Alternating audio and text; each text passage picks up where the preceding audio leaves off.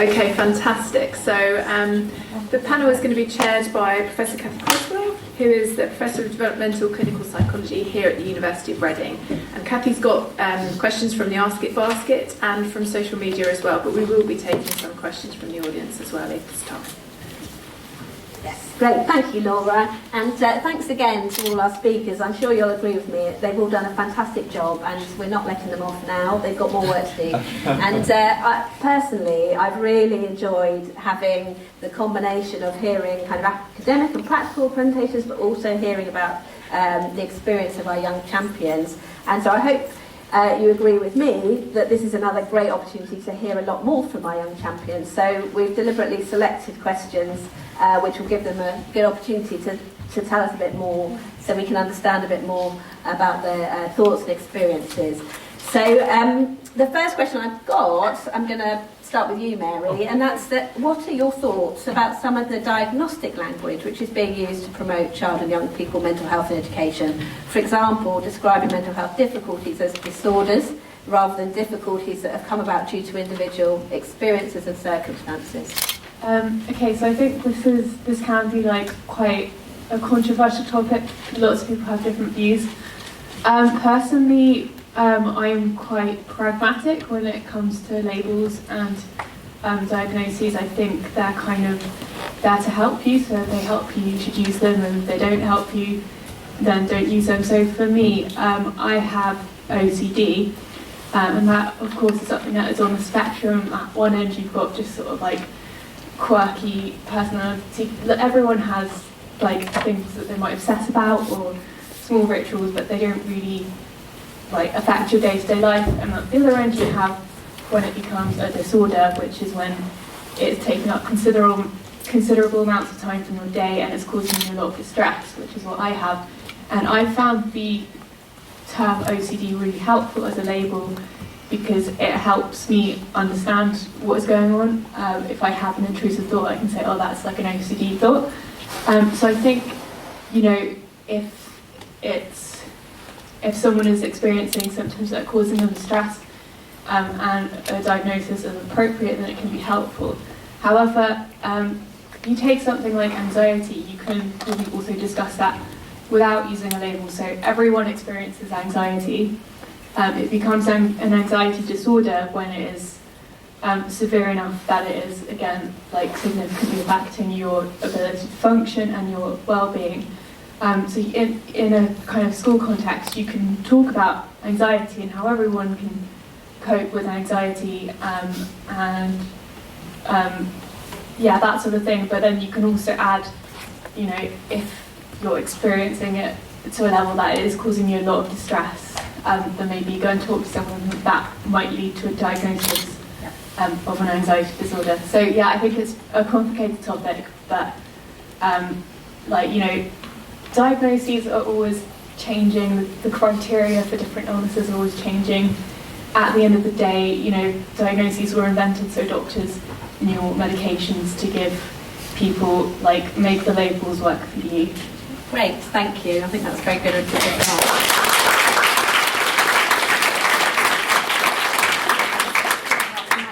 Because I've got a question that builds on that I think we'll go to you with, Mick, first of all. So counselling seems to be helpful in some circumstances, but it might not be the best approach for some diagnosed conditions. So there was a question that highlighted anxiety disorders, for example, and how the evidence-based suggests CBT in those situations. So the question is really about how young people, teachers, and potentially counsellors can know if a young person has a diagnosed condition, because nobody comes through the door with one.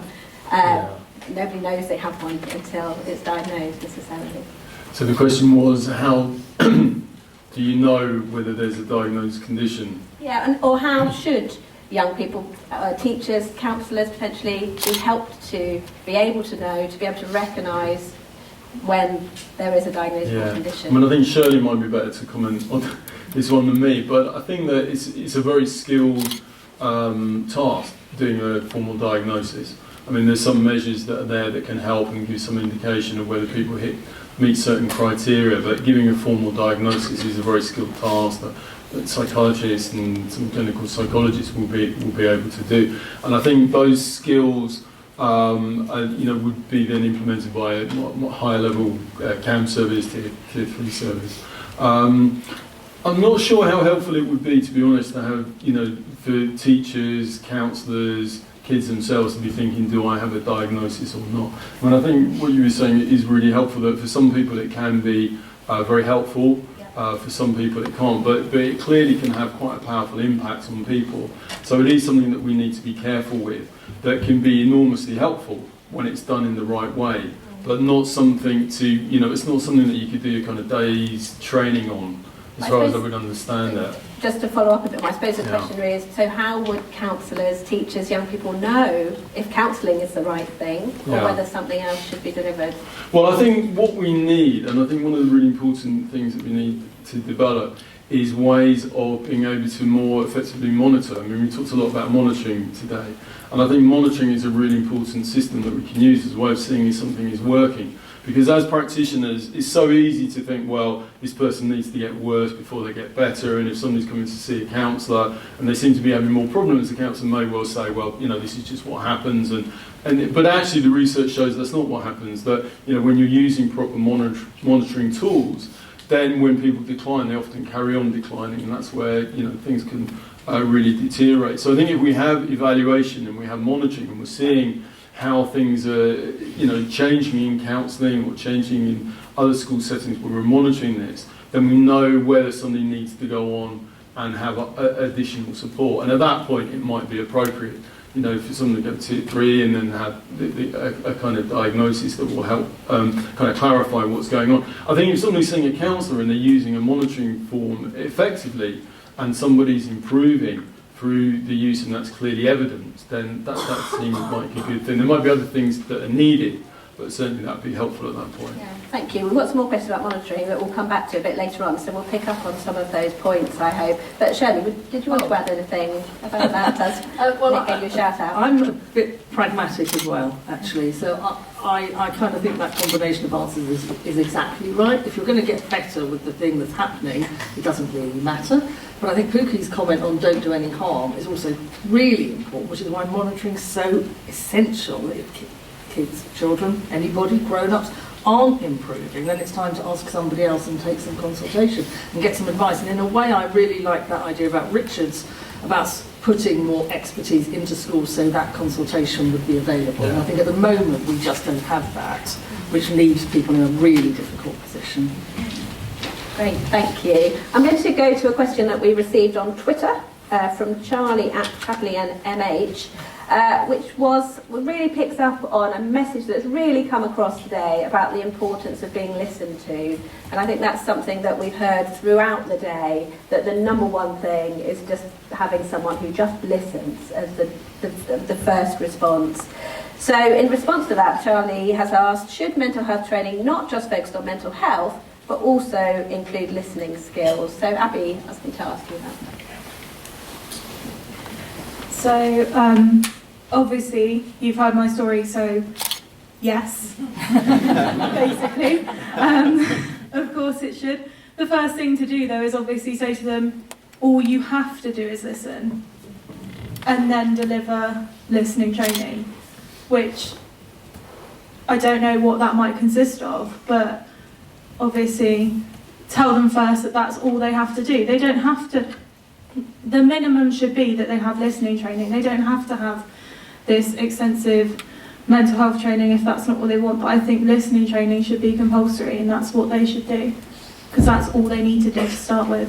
Thank you, that's great. And that leads on very nicely, I think, to another question that was asked, which highlights, again, that children and young people have consistently asked for an adult that they can trust, and who delivers on what they promise. But teachers and parents who are under pressure can find this very hard. So how can teachers and parents be supported in this? So Pookie, I wondered if, based on your experience of training in schools, this is something you might be able to comment on. Yeah, sure. So I think one of the important things that we learn as we work with many schools and different organisations, is you can't predict who a young person's going to talk to. So one of the key things we need to do is ensure that every member of staff, right down to your frontline staff and all your non-teaching support staff, need to know these skills, even if it is, as we discussed here, even if you're just talking about basic listening skills and sort of active listening and positive body language. They also need to know the basics of kind of safeguarding and where to refer on to, etc.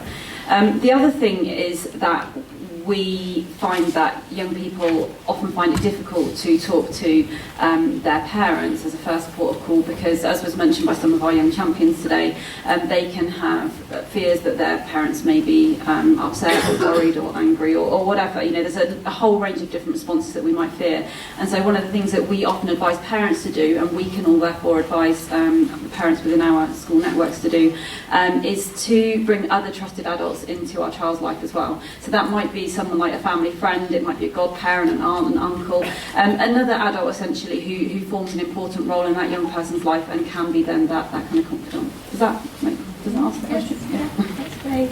Anyone else on the panel want to add anything? I just wanted a shout out to, there's an organisation here that provide counselling for teachers. I thought the question might be something about support for teachers themselves as well. Yep. I can't unfortunately remember the name of the organisation, but they've got a stall out there. I don't know if they're here and would like to advertise themselves. Free counselling for teachers, up to 6 sessions. It's the education support. Thank you. It's the educational support.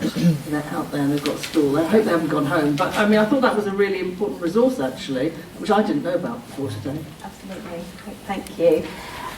We're halfway through our allotted time, so can I just see if we've got any particular burning questions at this point from the audience? One over here. Shine. Oh, there you are. Thanks. It's not me, it's the mental health. So Twitter, Ian Hamilton, who's a mental health nurse from York University, asks if the panel have any tips for how to talk about drugs. Okay, is there anyone particular who'd like to pick that one up? Does it expand at all on that, or just literally how to talk about drugs? I mean, I guess, so I cover all manner of ills, so I come from a PSHE background as well as mental health specifically, and so generally, if it's kind of tricky, then it ends up in my basket, so, you know, porn, drugs, whatever, you know, mental health is just kind of one of those. And I think that, so I would answer that question in the same way I would answer, you know, if a young person was to talk to you about any sort of tricky thing. And that is that we should listen, first and foremost, so same thing we've been hearing all day. We should be non-judgmental, and we should work with them to try and find ways forward. So again, using that child-centred approach, I'm afraid I don't have very many different things to advise because, you know, it's not rocket science.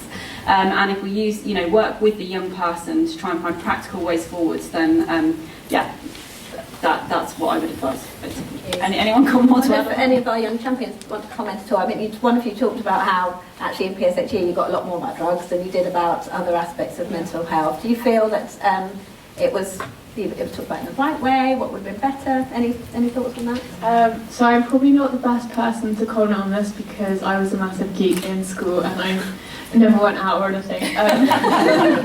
But no, it was definitely covered in school. I'm not sure how effective it was. You kind of had a lot of like pretty cheesy videos that looked like they'd been made in the 90s. And I'm not sure we particularly took the messages to heart. But yeah, I don't really know. I think that at the end of the day it was still talked about and we did, you know, at least we like knew the dangers and we were definitely taught a lot more about drugs than we were about mental health. So did that make anyone else feel really old? I know. In the 90s. I don't know, as a parent, I'm only answering this as a parent, not as a teacher or anybody, but the best way I found to discuss drugs with my son was by watching Breaking Bad. Yeah. Well, I think, you know, I'm keen that people on the panel here were able to represent parents' perspectives too, because as we've heard, we haven't heard a great deal about parents today, but they're obviously a really critical part of the whole picture. So do put your parent insights in. Quite a specific question now. Which is, do you think schools should offer online treatments, and if so, who should support these? So Jessica. Personally, I believe online support is incredibly important. There's a lot of young people who wouldn't access face-to-face support. So about embarrassment, I think it's also the stigma which is, you know, surrounding mental health, which is massive. So in my personal experience, I used a lot of online sites like the Mix, Childline before I tried to access counselling. And I think, like, I say this all the time, but peer-to-peer support within an online community is so important. It's right to go and see a doctor, but if someone's gone through the same thing as you, then, you know, they can tell you what to do. It's as simple as that. So, and I think online support is growing hugely. Like sites like the Mix, they've got online chat rooms, discussion boards. Just they've been in the press quite a bit with the Royal Foundation Heads Together campaign. I just think that online support is why I'm here. Like, I owe my life to it. So yeah. Thank you. Jack, did you also want to say something in terms of whether there might be particular considerations for people on the autistic spectrum? Yes, well, I suppose it's in regards to how not necessarily the ability of the individual to communicate or their individual capacity, mental capacity, for example, that most of us, even for those who might be non-verbal, have limited communication abilities, have perfect understanding of what people are saying, but not necessarily able to reciprocate or to start a conversation with someone. So there is a significant benefit to have those programs which facilitate and enable young people within their own environments that they are familiar in to interact and engage and to perhaps have that confidence about, you know, saying what is concerning them, or being a bit more upfront, as opposed when they are in a situation where they have to verbalise and to express that into words which I get a lot of the time. You know, probably the best way of describing it is a mind fog. That your brain clouds over, or you have a block suddenly that is repressing you from speaking. So that you know, even though you do have the wish to try and speak out, that for many people on the spectrum, that's simply not possible. And we've had programs in charities like Ambitious About Autism called My Voice as a way to have online chats, and quite recently we had Facebook Live to introduce that as a new mechanism to discuss important issues which, you know, are common amongst everyone within mental health, or bullying and other such challenges, but you know, it was seen as a worthwhile investment, and that was a program funded by the Department of Health. So so there is a value to have these online mechanisms to help support. Thank you. Mitch? Yeah, I was just going to say that I think the peer support things that Jessica, you've been talking about sound fantastic. But we did some evaluations of online counselling services where people had used online or digital technologies as a way of trying to enhance the intervention or do it through online. And actually, the findings were quite mixed. We were quite surprised. You know, we thought there was a lot of enthusiasm about doing, say, counselling online, but for some reason, and I think it's kind of across the board, that when you look on the evidence, it hasn't at the moment got a strong evidence base. It's not really sure why, whether it's something, I mean, we found that there was a lot of problems with the technology actually, that in schools and trying to get the computers and then trying to get it working, it wasn't actually that easy, and then that created frustration. So I think there is a lot of potential there when we're talking about kind of professional intervention, but I think there's a lot more work to do before we really know how digital intervention can be used most effectively to really bring about positive outcomes. Thank you. So I said we'll come back to monitoring, so we're coming back to monitoring now. And the question is, can you briefly describe models of good practice you envisage or have seen of school monitoring and recording of mental health among students? So Jessica, if I can speak to you first, you had some thoughts about how this might work. I feel that schools sort of monitor the whole school as a whole, and I know it'd be really hard for a school to monitor every single child. That is probably impossible, but yeah, you could give it a go. But I think, you know, you get A-star students and because they're A-star students, schools think that, you know, they're flying, they got good, you know, they got good mental health. That is certainly not the case, and then you get, they tend to monitor students who have learn disabilities, and, you know, every single one of us here could have a mental health condition. It doesn't matter if we have a learning disability or not. And so I seriously feel they should monitor every student, because, you know, everyone, like me, I fallen through the gap. I didn't get any support. So, yeah, I just feel it's wrong. Thank you. Jess, can we go to you?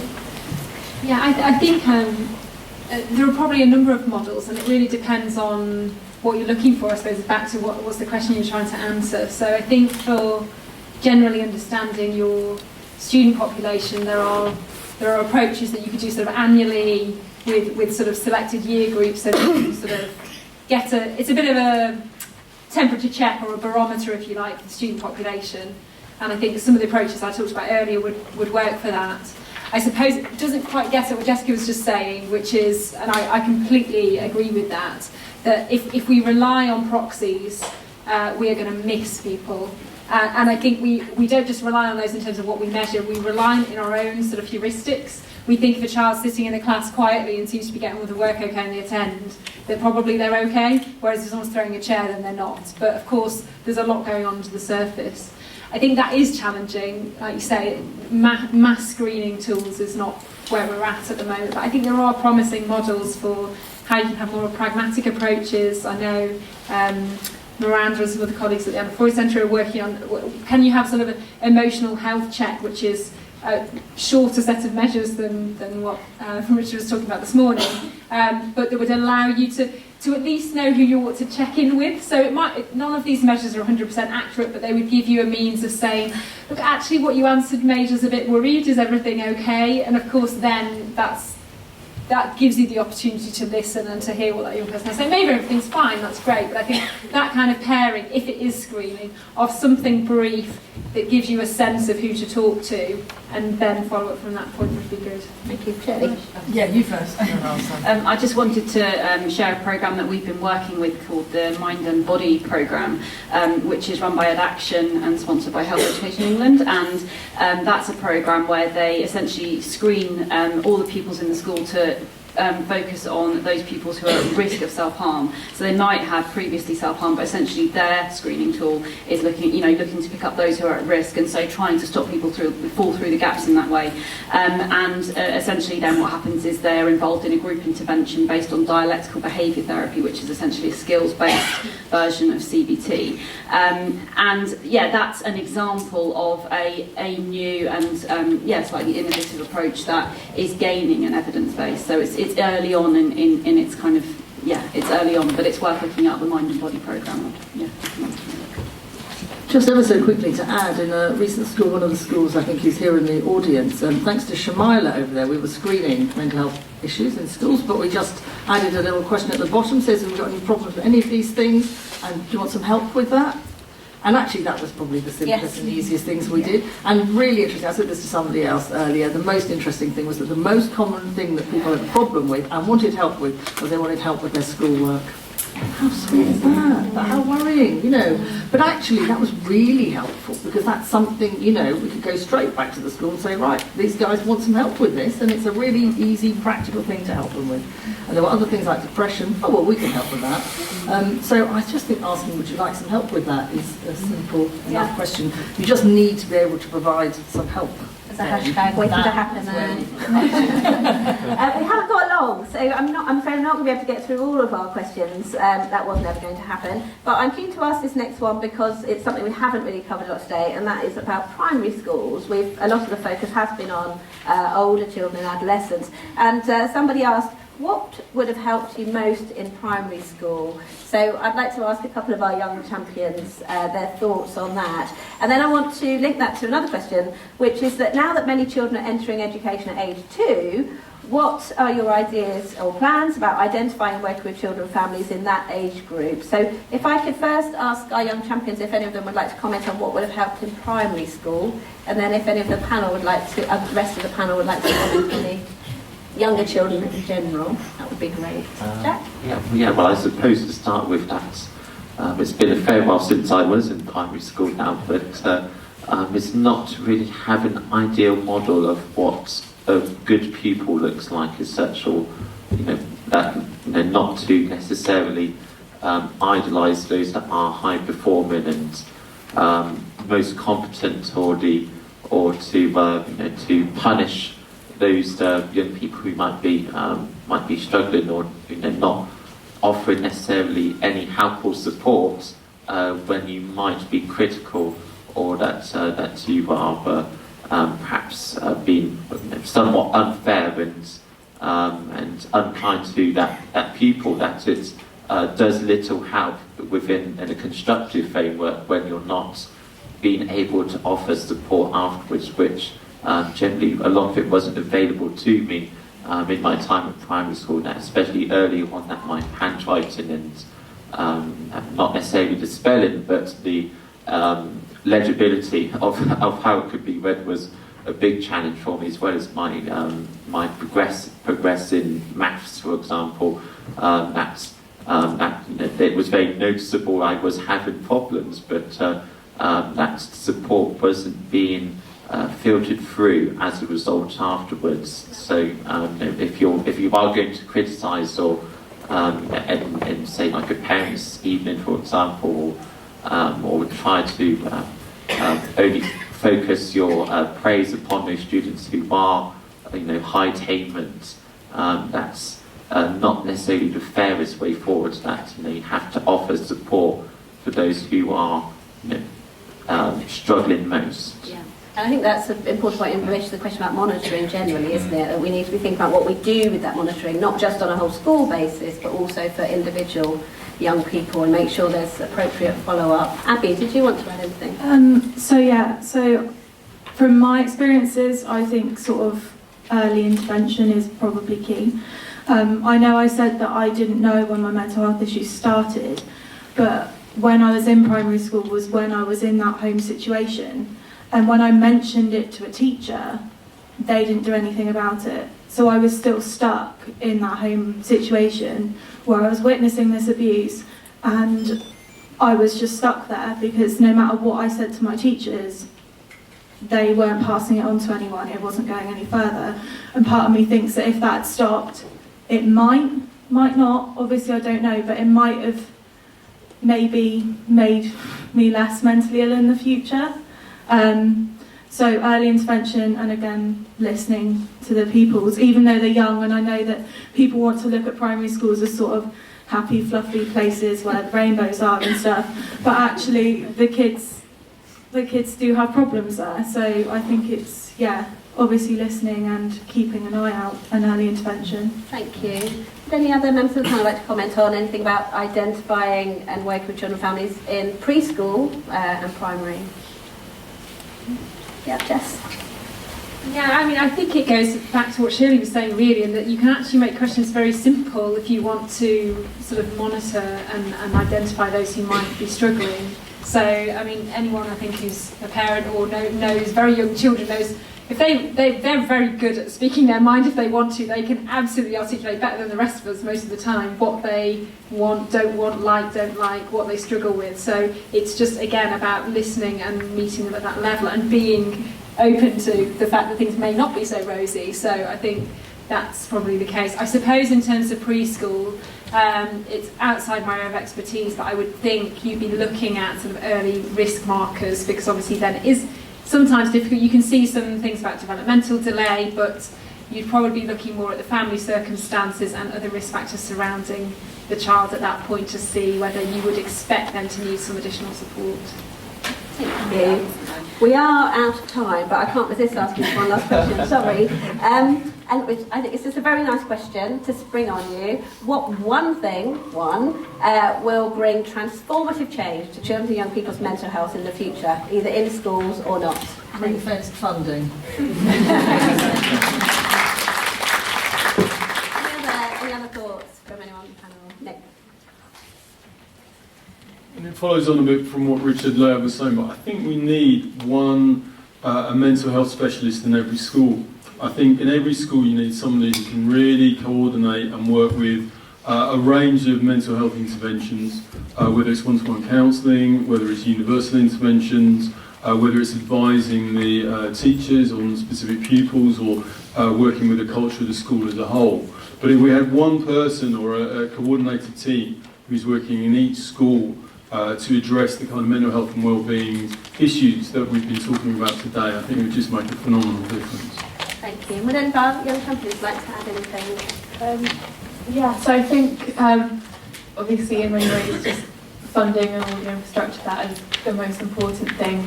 I think more generally, I just do think one thing that gives me a lot of hope is I'm 21, I have a sister who's 10, and just even in that relatively short space there's already progress, and I do think this generation, the younger one coming through, there's a long way to go, but we are like more literate about mental health, and I think that's in the future is going to be really important, and I think hopefully from that we can, demand better mental health services. We can demand that mental health is taken seriously by schools, by employers, by universities. So I do think the sort of younger generation is a beacon of hope. And I think that's an absolutely lovely place to finish the question and answer. Thank you very much.